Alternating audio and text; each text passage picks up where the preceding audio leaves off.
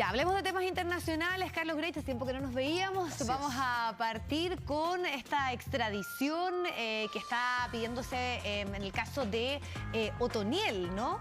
Claro, líder del Clan del Golfo. Exacto. Allí en el narcotráfico mundial, era una de las figuras prominentes y buscado no solo por Colombia, sino también por Estados Unidos. Dairo Antonio Usuga, que fue arrestado el sábado en Necoclí, al noroeste de Colombia. Claro, ahí habían imágenes de Pablo Escobar, porque se hace mucha semejanza respecto de la historia de Otoniel con Escobar Gaviria.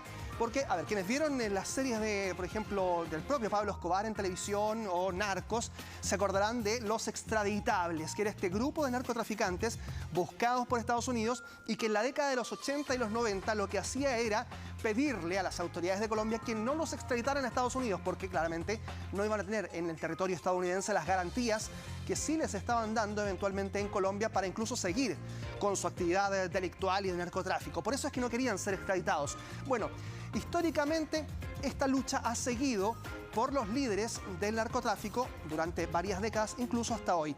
Y el propio Otoniel era uno de ellos que no quería ser extraditado y en realidad era prófugo de la justicia colombiana. El ministro de Defensa, Diego Molano, señaló que ahora, tras la detención del líder del Clan del Golfo, había que cumplir con esta petición de extradición que pesa sobre él emitida por Estados Unidos, y el propio ministro, e incluso Iván Duque, el presidente colombiano, lo había comparado a Otoniel con Pablo Escobar. Es un golpe al narcotráfico que figura de manera muy importante como un triunfo para la gestión del gobierno de Iván Duque y también las policías, pero ahora son las víctimas de Otoniel las que piden que no solo sea extraditado, sino que la justicia continúe con los procesos en Colombia en su contra.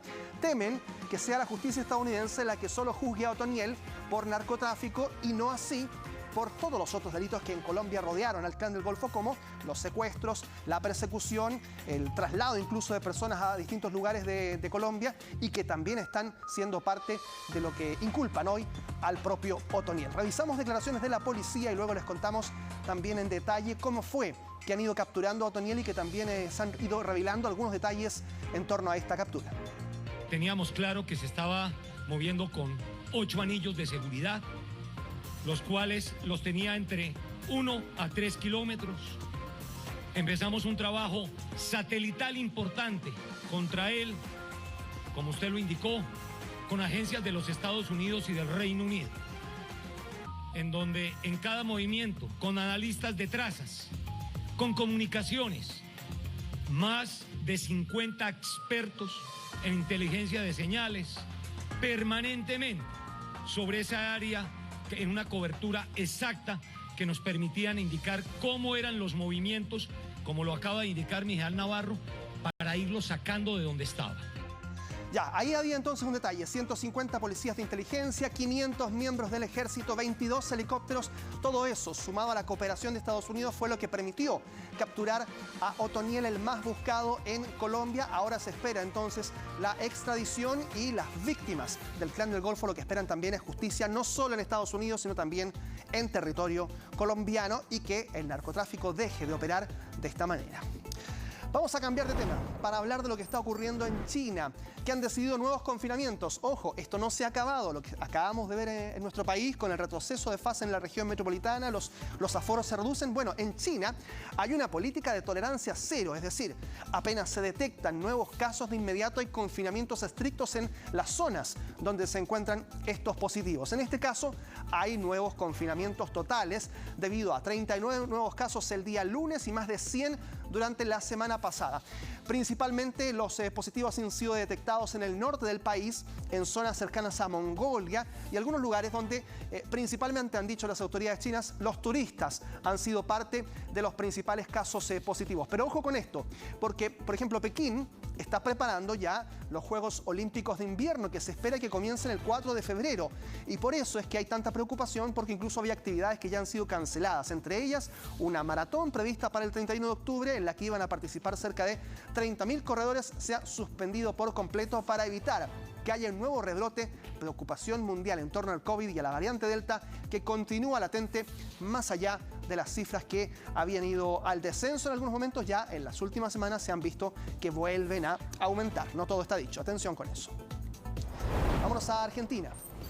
para ver estas imágenes de un temporal con ráfagas de hasta 100 kilómetros por hora en Bariloche e incluso superiores en otras zonas como Neuquén, en Río Negro. Un fenómeno que ustedes ven allí ha dejado caídas de techumbres, pero también árboles, cortes de luz. En Neuquén, hacia el norte, hubo una interrupción del servicio eléctrico por varias horas. En Bariloche y en San Martín han decidido suspender las clases ante la alerta por lluvias y ráfagas de vientos que ustedes ven bastante intensas. Incluso se habla de 150 kilómetros por hora de ráfagas en Comodoro Rivadavia. De allí es este registro que ustedes ven de un supermercado donde el techo voló por completo, causando el pánico también entre las personas que estaban a esa hora comprando en medio de un temporal bastante intempestivo, fenómenos que ya hemos dicho muchas veces, producto del cambio climático, tienden a aumentar no en frecuencia necesariamente, sino en los efectos que producen, que son cada vez más intensos. Vamos a África porque esto es importante. La crisis política en Sudán es una nación que ha vivido conflictos internos bastante importantes en las últimas décadas y ahora se suma este verdadero golpe dado por las fuerzas militares que arrestaron a varios cargos del Ejecutivo, entre ellos el primer ministro. El jefe militar anunció la disolución del Consejo Soberano, que es el máximo órgano de poder del gobierno de transición. Había, ya saben ustedes, inestabilidad. Había un gobierno de transición entre militares y civiles y eso ha sido disuelto también por los propios militares que decretaron estado de emergencia en todo el país. Lo que siguió a este movimiento militar es la salida a las calles de miles de personas que rechazan este golpe de estado, lo que provoca tensión también y enfrentamientos entre los militares y los civiles. Una tensión que había escalado durante varias semanas, incluso se hablaba de un intento golpista de las fuerzas del ejército y que generó una crisis que es la peor desde el derrocamiento del presidente Omar al-Bashir en el año 2019. Preocupación internacional a la que se sumado la propia Michelle Bachelet, la asesora también de la ONU en Derechos Humanos, ha dicho justamente que hay preocupación en torno a la seguridad de las personas en las calles luego de la arremetida de los militares en Sudán. Jair Bolsonaro suma una nueva polémica con las redes sociales. Esto es muy parecido a lo que está ocurriendo incluso con Donald Trump en Estados Unidos. Bueno, Jair Bolsonaro vuelve a hacer polémica luego de que Facebook e Instagram decidieran bajar un video donde Bolsonaro vinculaba sin ningún tipo de evidencia la vacuna contra el COVID con el SIDA. Esto es una información absolutamente falsa y que emana desde el propio presidente de un país continente como es Brasil. Por eso es que es tan relevante que en este caso las redes sociales decidan bajar estos videos. Fue eliminado por una política informativa de Facebook e Instagram, son la misma cadena, ustedes saben, la misma empresa, la que alberga estas dos redes sociales y que no permite alegar que las vacunas contra el COVID matan o pueden causar graves daños a las personas, porque esto es falso, no está corroborado científicamente. Ya hace un tiempo se sabía que Bolsonaro había establecido otras fake news en torno a las elecciones presidenciales y otro video también había sido cuestionado en ese momento. Pero este video en el que Bolsonaro dice que aquellos que se han vacunado están desarrollando el síndrome de inmunodeficiencia adquirida, el SIDA, no solo es falso, es de una irresponsabilidad absoluta decirlo para un presidente de un país que además ha sido uno de los más afectados por el COVID y que tampoco ha tenido una campaña de vacunación tan intensa como para permitir que bajen de manera considerable los casos. Por eso es absolutamente irresponsable y eso es lo que se debe evitar.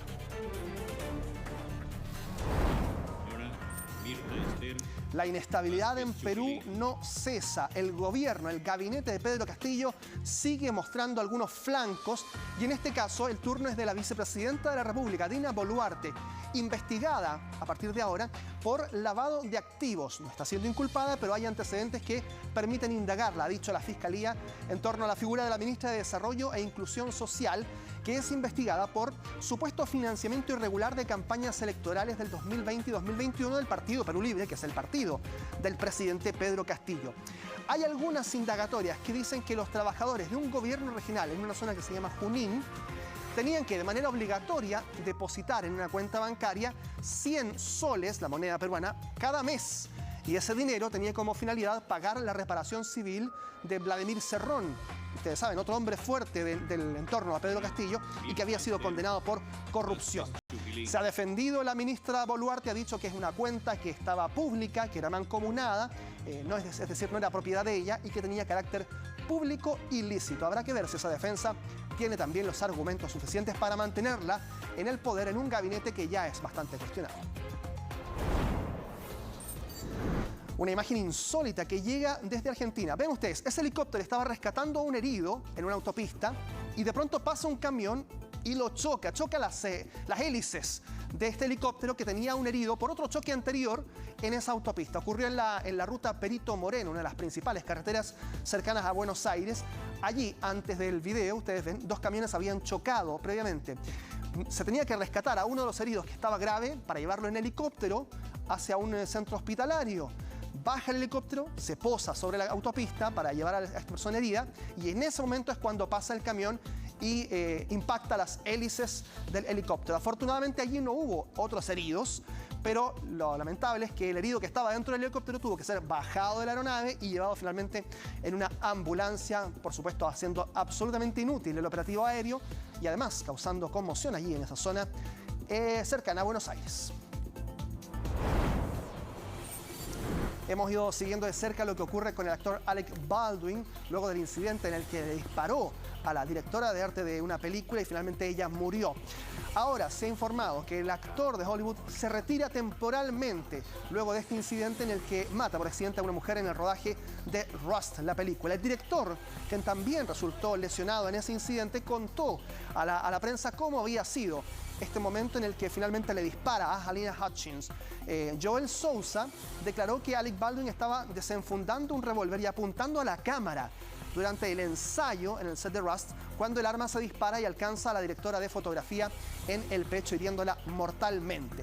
Se ha contado qué es lo que ocurre con las armas, que son normalmente revisadas por los armeros, ¿no? En este caso, el armero de la película era Hannah Gutiérrez Reed. Ella estaba revisando allí y luego eran revisadas nuevamente por Dave Halls, el director asistente, quien las entregaba a los actores. En ese momento es que se está investigando cómo es que llega esta arma cargada, porque uno de estos asistentes había gritado "pistola fría", que era la jerga para indicar que el arma no estaba cargada. Por lo tanto, allí eventualmente hay un error, una negligencia que permite que Alec Baldwin apunte a la cámara y luego termine disparando mortalmente a la directora de fotografía, Halyna Hutchins. Todo esto antecedentes previos a lo que ha estado ocurriendo en torno a la investigación y también a esta información que se revela que indica que Alec Baldwin está devastado y ha decidido retirarse temporalmente, canceló toda su agenda pública luego de este mortal incidente en un set en Estados Unidos. Otra situación bastante lamentable que rodea al cine y a la televisión en Estados Unidos es la muerte de James Michael Tyler, quien hacía el papel de Gunter en Friends, en la serie, una de las más vistas de la historia de la televisión estadounidense y hasta el día de hoy muy seguida. Bueno, Gunter murió a causa de un cáncer a los 59 años en su casa de Los Ángeles. En junio, él había revelado que padecía cáncer de próstata en estadio 4.